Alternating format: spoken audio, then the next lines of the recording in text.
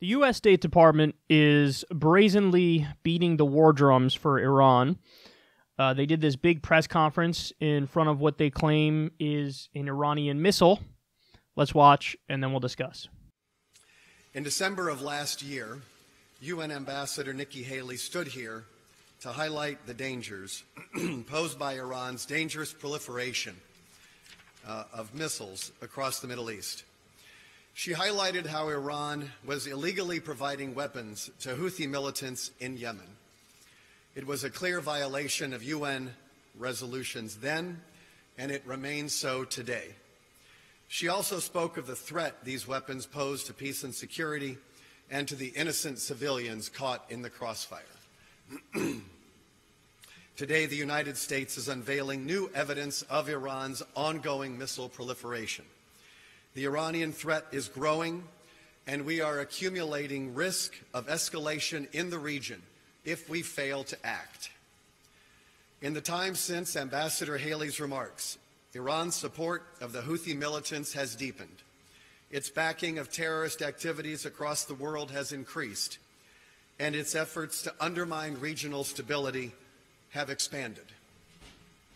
The inventory in this display has expanded since December. This is a function of Iran's relentless commitment to put more weapons into the hands of even more of its proxies, regardless of the suffering.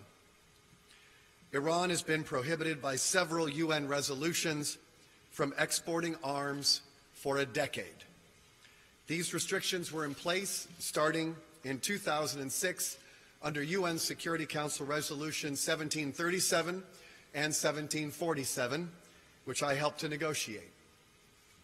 The prohibitions have continued since 2015 under UN Resolution 2231.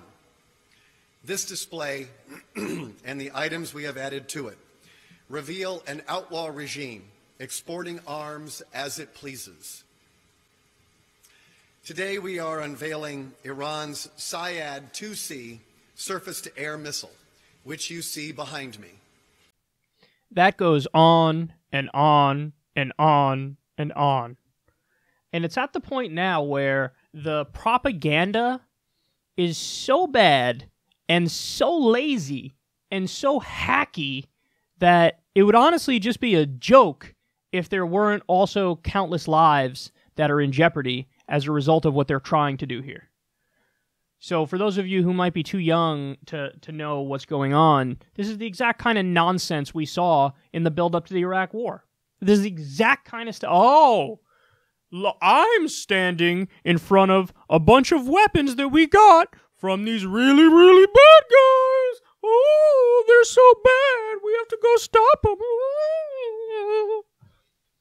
How stupid do you think we are, man? How stupid do you think we are?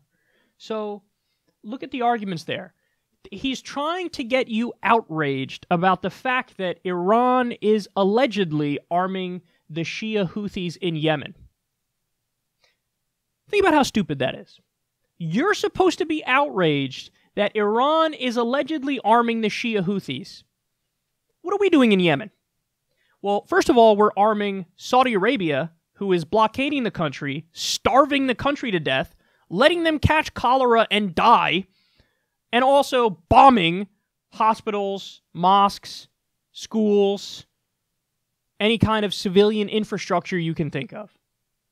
So, you're supposed to be angry that Iran is maybe giving weapons to the Houthis as we're arming Saudi Arabia and watching them commit a genocide. And also, by the way, Saudi Arabia is arming Sunni militias on the ground in Yemen, many of them including jihadists like Al-Qaeda.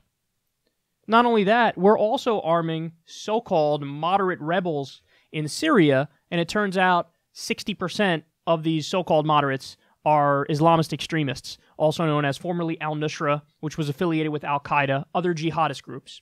So, as we are either indirectly or directly arming jihadist groups and arming a terrorist regime like Saudi Arabia, they're trying to get you mad that Iran is maybe arming Houthi rebels in Yemen. The degree to which I don't give a fuck about that is not even, you can't even measure it. It's not even on a chart. It's not possible. It's not possible. You can't get it through your mind how little I give a fuck about what they're trying to fearmonger over. I mean, it really is stunning that they think that anybody's going to listen to this. How big of a fucking sucker do you have to be to listen to this and go, oh man, we got to do something about them Houthis? And I feel bad giving that accent to the person who's supposed to be a dumbass in this conversation. It could be anybody. But who's going to react like them? Who's going to react like that? Who's going to react like that? And then I like how he said, the Iranian threat is growing if we fail to act. Do you want to give any specifics?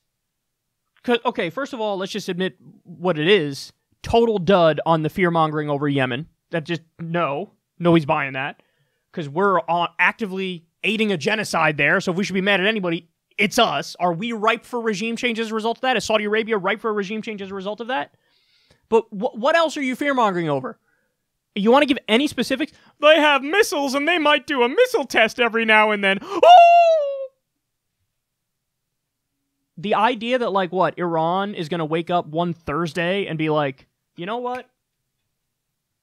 Toledo, Ohio has a bunch of sons of bitches, don't they? Launch. It's not going to happen. It's not going to happen. It's not going to happen. But we all know it's not going to happen. So now, as the fear-mongering ramps up, it just looks sillier and sillier.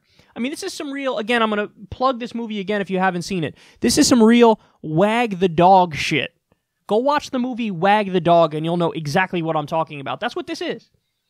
So just understand that they're full of shit and understand that this is what happens when you have neocons like John Bolton as top Trump officials. You have Mike Pompeo as a top Trump official. The neocons are still running the show, which is why they're trying to ramp up public will to be okay with toppling of Iran. And by the way, at the same time they're doing this, economically, they're starving the fuck out of Iran.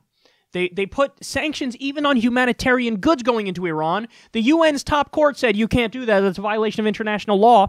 So our response was to pull out of the international court and continue to sanction the humanitarian goods. Not only that, Iran is still following the nuclear deal. That's not me speaking. That's the IAEA. That's the UN speaking. So in other words, the rest of the European countries are trying to make good on the deal still. As we're undermining it at every turn, Iran is still following the nuclear deal, meaning they want peace. It's unbelievable how backwards our perception is of reality, what our government is doing, and nobody really knows it. And we're one of the few outlets talking about it, and it's absolutely infuriating.